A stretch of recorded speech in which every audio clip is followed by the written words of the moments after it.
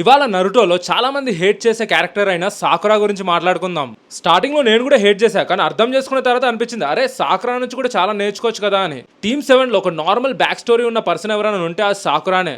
Team 7 లో ఉన్న Naruto, Sasuke and team 7 sensei అయిన కకాషి కూడా చిన్నప్పుడే కష్టపడ్డారు, సో మెచ్యూర్డ్ అయ్యారు. కానీ సాకురా అలా కాదే, పెద్దగా కష్టాలు లేకుండా పెరిగింది. సో ఆ ఏజ్ లో అమ్మాయిలు ఎలా ఉంటారో ఆల్మోస్ట్ అలానే ఉంది. చిన్నప్పుడు సాకురా సాస్కే పైన చూపించే అబ్సెషన్ ని చూసి నాకు కూడా చిరాకేసింది. సాకురా సాస్కే లాంటి ఇంటర్నేషనల్ టెర్రరిస్ట్ ని ప్రేమతో లొంగ తీసుకొని పెళ్లి చేసుకోగలిగింది. నా దృష్టిలో సాకురాది ట్రూ లవ్. చూనిన్ ఎగ్జామ్ ఆర్క్ లో అండ్ సాస్కే రిట్రైవల్ ఆర్క్ లో సాకురా అర్థం చేసుకుంది తనకు తను చాలా వీక్ అని చెప్పేసి. టీమ్ 7 లో బర్డెన్ అవ్వద్దని చెప్పేసి లెజెండరీ సానినైనా సునాడే దగ్గర ట్రైనింగ్ కి జాయిన్ అయ్యి టాప్ మెడికల్ నింజా అయింది అండ్ స్ట్రెంత్ కూడా ఒక రేంజ్ లో పెంచుకుంది. ఫోర్త్ నింజా వార్ లో నింజాస్ యొక్క హీలింగ్ ఆల్మోస్ట్ సాకురానే చూసుకుంది అండ్ నరుటోని కూడా బతుకుండేలాగా చూసుకుంది, అది మనం మర్చిపోకూడదు.